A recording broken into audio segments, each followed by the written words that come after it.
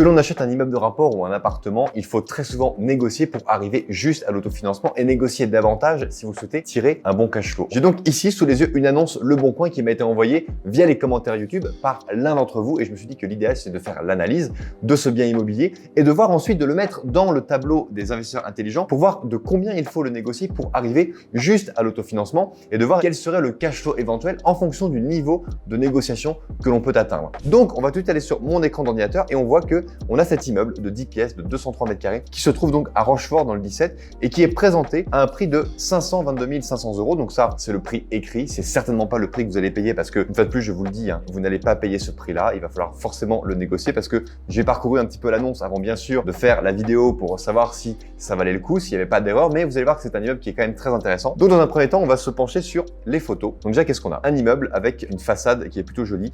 On a un immeuble qui est vraiment ici en pierre de taille. Donc, il faut savoir qu'à l'époque, pour un bâtiment comme celui-ci qui doit dater du 19e, voire du 18e siècle, c'était l'élément le plus cher parce qu'il était visible depuis la façade. Donc, c'était vraiment un élément de richesse extérieure. Et qu'est-ce qu'on voit d'autre? Un immeuble donc sur 3 niveaux, rez-de-chaussée, premier et deuxième. Jusque-là, rien de bien sorcier. On voit qu'on a sous l'immeuble ici en partie basse des grilles de ventilation. Donc, c'est soit parce qu'il y a un sous-sol, soit parce qu'il y a un vide sanitaire. À l'époque, on faisait pas trop de vide sanitaire. On faisait surtout de vrais sous-sols, de vraies caves. C'est plutôt un bon point. Ça veut dire qu'en fait, on a plutôt 4 niveaux. On a un -1, un rez-de-chaussée, R+1 et R+2. Après, à voir si c'est tout le bâtiment qui est là. Apparemment, ici, il y a un panneau qui ressemble à un panneau de permis de construire. Donc, j'ai l'impression qu'ils ont des travaux qui vont être faits là. On est peut-être plutôt sur l'immeuble qui est juste là, qui a l'air d'être bien délimité, avec ici une gouttière qui est propre, une toiture qui a l'air d'être régulière, des volets qui sont tantôt fermés, tantôt ouverts, etc., etc. On n'a pas de barreaux de sécurité au niveau du rez-de-chaussée. C'est peut-être parce qu'on est dans une ville qui est tranquille, dans laquelle il y a très peu de délinquance. Dans ces cas-là, tant mieux. On voit que la porte d'entrée n'est pas directement sur la rue. Il y a quelques petites marches, ce qui est très bien pour justement l'évacuation de l'eau. Moi, j'ai eu par le passé un immeuble où la porte d'entrée était vraiment au ras du trottoir et dès qu'il y avait de grosses intempéries, vous pouvez être certain que l'eau pénétrait dans l'entrée du bâtiment. C'était pas forcément génial. Ça, c'est des petits détails qui fonctionnent bien. Ici, déjà, on voit un appartement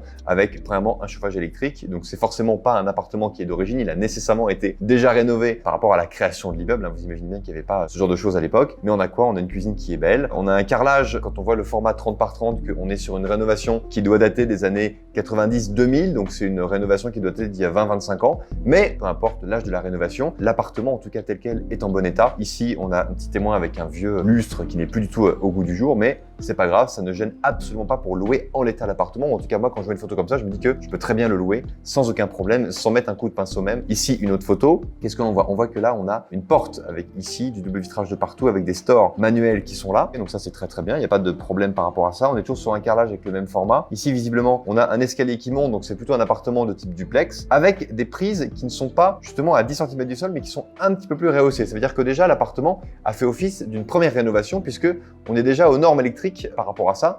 Donc là, c'est vraiment parfait. Moi, pour moi, c'est vraiment un appartement dans lequel je pourrais parfaitement vivre, même encore, je veux dire, aujourd'hui ou lorsque j'étais étudiant. Donc, pas de problème par rapport à ça. Pour moi, je peux louer tel quel. Il y a 0 travaux à prévoir pour l'instant. Si vous avez trouvé cette information utile, merci de liker la vidéo. Maintenant, on passe à la photo suivante. Un autre appartement avec un autre style. Là, ce qui est bien, c'est de voir que vraiment, on a eu un propriétaire qui a fait des travaux de rénovation et qui a été soucieux du détail. Pourquoi? Parce que on a une cuisine, on a une VMC ici, on a le détecteur de fumée qui est là, on a probablement la porte d'entrée avec justement l'interphone qui est ici et justement le tableau électrique. Tout a l'air d'être parfaitement convenable. On a une plaque de cuisson là, on a des placards. On est sur une cuisine qui est, je pense, dans les premiers prix parce qu'il n'y a pas beaucoup de tiroirs. Vous savez, si vous allez chez Ikea et que vous faites dimensionner une cuisine pour votre appartement, c'est les meubles à tiroirs qui sont les plus onéreux. Là, il n'y a pas eu ça. Mais qu'à cela ne tienne, ça peut tout à fait être loué dans l'état. Ici, il y a un emplacement pour mettre, pourquoi pas, un lave-vaisselle ou un lave-linge, le cas échéant. Et sinon, pour l'instant, RAS, il n'y a vraiment aucun problème. Il n'y a vraiment pas un seul euro de travaux à prévoir, ou en tout cas, d'un point de vue des photos, on ne peut pas zoomer plus que ça. On a un logement qui a l'air d'être partiellement meublé avec une table, un buffet. Ici, un canapé clic-clac et une armoire de rangement. Une cuisine pareille qui a l'air d'être exactement de la même collection que celle-ci, puisque c'est les mêmes motifs de porte. Après, c'est pas les mêmes poignées, donc c'est peut-être 2 générations différentes. Ici, on a une cuisine qui est un petit peu plus moderne que les autres, mais on a le même tableau électrique, on a les mêmes interphones, on a toujours des radiateurs qui sont électriques ici. Ça, c'est des radiateurs électriques à bain d'huile, mais déjà, on n'est pas sur un chauffage central dans ce type de bâtiment.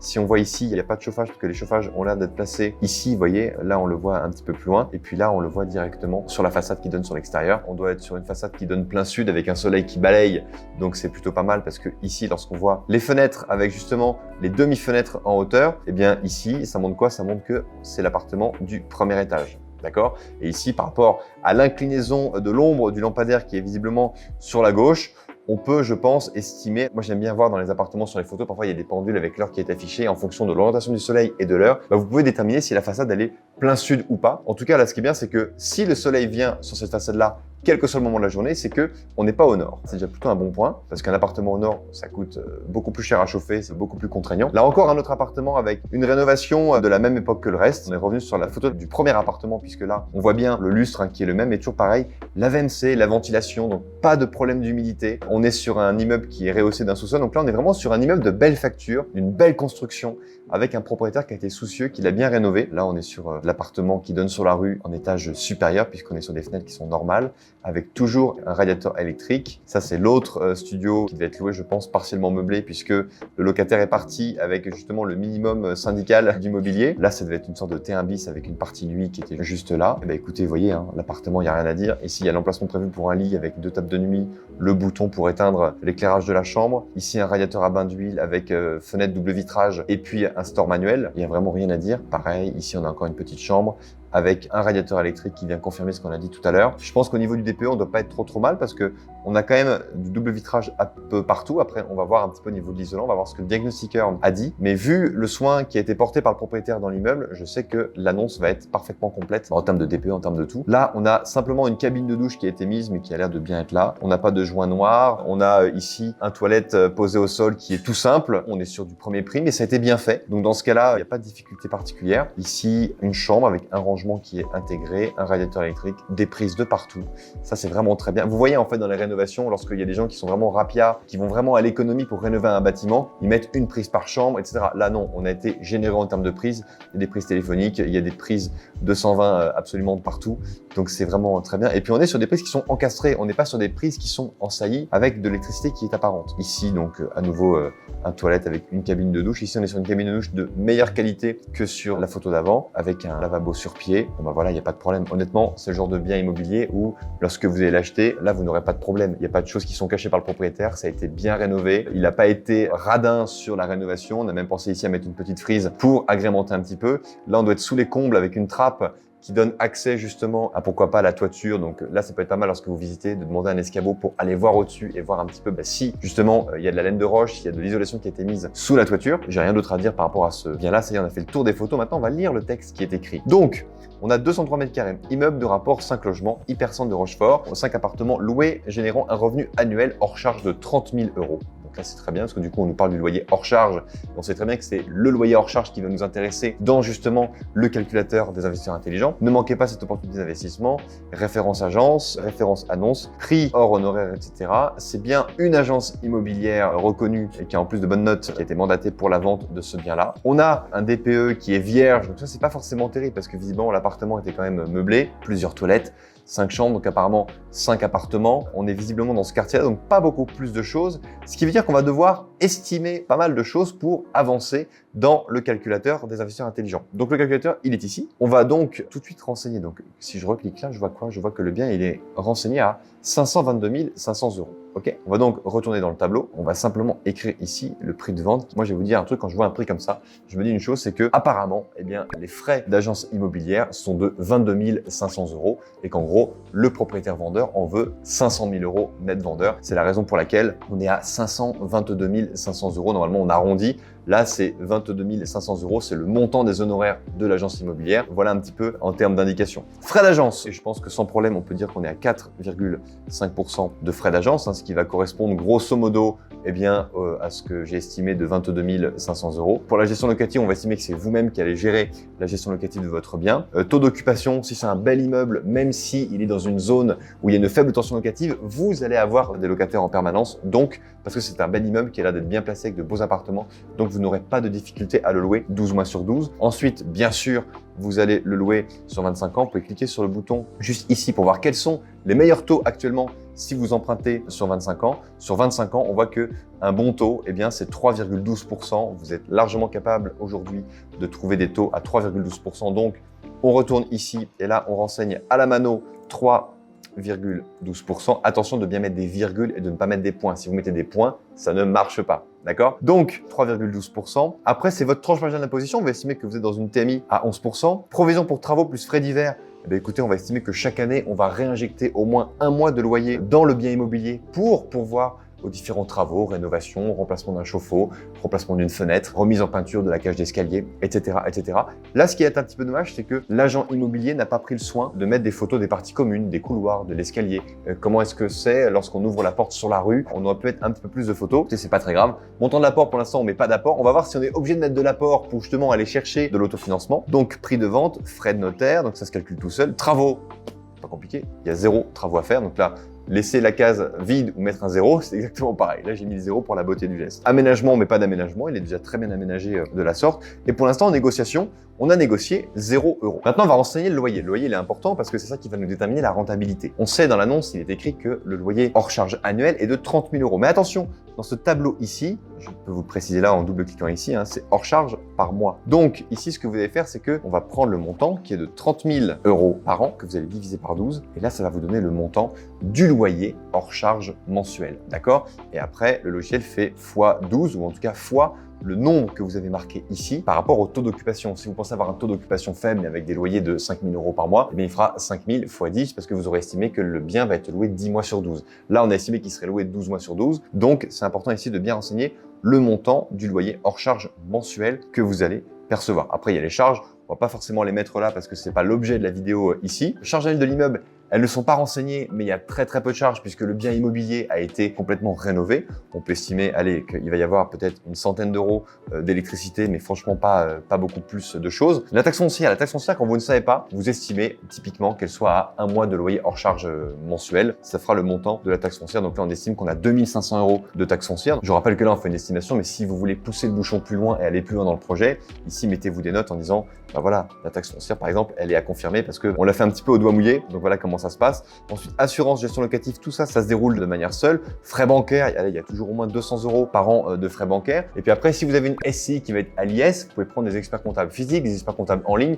Et là, globalement, comptez peut-être 500 € par an de fonctionnement pour justement que le comptable fasse tout le travail pour vous pour la gestion de votre SCI. Et là, pour le coup, on va vraiment partir sur une estimation d'une SCI fiscalisée à l'IS parce que c'est vraiment l'outil patrimonial qui est à préférer pour ce genre de bien immobilier. Une SCI, un bien immobilier. Si après vous achetez un autre immeuble, vous refaites une autre SCI avec un autre bien immobilier, ça peut être très bien de cette façon-là. Donc là, on y va déjà, vous voyez, on a 5,15% de rentabilité brute, ce qui est pas génial. Et dans l'état actuel des choses, si on achète le bien sans le négocier en SCI à l'IS, qu'est-ce qu'on a? On a un bien immobilier qui va nous coûter 9 464 € par an. Ce qui veut dire que là, pour l'instant, vous allez vous appauvrir avec ce type de bien-là. Ici, on a 5%. Pour arriver à l'autofinancement, il faut qu'on arrive à 8%.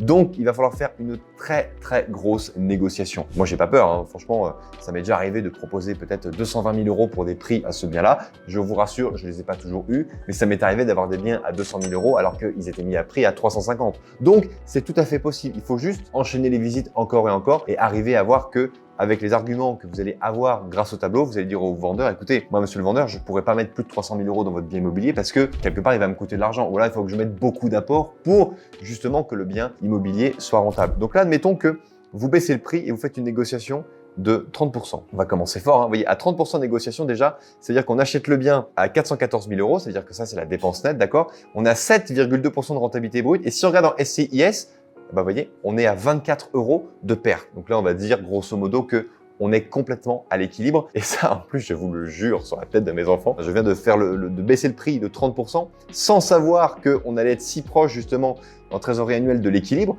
Donc là, vous voyez, il faut faire une baisse de prix de 30% pour juste être à l'autofinancement. Là, il n'y a pas de cash flow. On est à 24 € de perte par an, donc on n'est pas au cash flow. Mais si vous faites 30% de négociation et que au-dessus de ça, eh bien, vous venez mettre de l'apport et que l'apport, vous mettez là, admettons, vous voulez mettre peut-être 10% d'apport par rapport à la somme totale que vous allez dépenser, donc de 414 000 €. Donc, c'est-à-dire que vous allez mettre 40 000 € d'apport. Là, vous mettez 40 000 € d'apport. Donc, forcément, ça ne change pas votre rentabilité brute, mais ça va venir augmenter votre cash flow parce que la partie que vous allez emprunter, elle, va baisser. Donc là, qu'est-ce qui se passe? Si vous mettez 40 000 €, vous allez avoir 2 271 € par an de trésorerie annuelle, de vraiment ce que vous allez gagner en bénéfice de votre SCLIS. Règle des 70%, elle est légèrement au-dessus des 0,72. Donc là, on est sur un bien immobilier qui ne respecte pas tout à fait la règle de 70%, mais on voit que on gagne quand même de l'argent à condition de mettre de l'apport. Et si on ne met pas d'apport, la perte est quasi nulle. D'accord? Donc là, par rapport au banquier, vous pouvez très bien lui expliquer que on n'est peut-être pas à la règle du 70%, on est à la règle des 79%, mais ça marche quand même parce qu'on a quand même un bon produit à la base. Ok? Donc, voyez un petit peu ce que vous devez faire, un petit peu comment fonctionne le tableau si vous voulez fonctionner à tâtons. Donc là, il y a aussi des avantages. On est sur un bel immeuble. Il n'y a pas un seul euro de travaux à faire. Vous pouvez l'acheter, mettre vos locataires dedans. Vous mettez 40 000 euros d'apport et bien sûr, il faut négocier le prix de manière très importante. 30%, c'est vraiment, il y a 3 niveaux. Donc c'est comme si vous aviez un niveau qui était complètement gratuit. Mais quand même, moi j'estime qu'il faut proposer une négociation vraiment importante par rapport à ça. Donc n'hésitez pas à aller, à prendre la route, à négocier des biens immobiliers, à y aller. Et franchement, 30% de négociation sur un bien, ça se fait amplement. Je connais une personne qui s'appelle Solène, elle a acheté son local commercial à Bordeaux. Le bien était à vendre 180 000 euros, elle l'a eu à 83 000 euros. Donc elle a fait 97 000 euros de rabais, donc elle a fait plus de 50% de baisse sur son bien immobilier. Effectivement, c'est assez rare, mais croyez-moi, ce n'est pas exceptionnel. Donc voilà les amis, si cette vidéo vous a plu, n'hésitez pas à la liker, à la partager, à la commenter. Je me ferai un plaisir de répondre à tous les commentaires que vous m'écrirez. Et bien sûr, comme d'habitude, n'oubliez pas, crise ou pas crise, on fait la route ensemble. Ciao!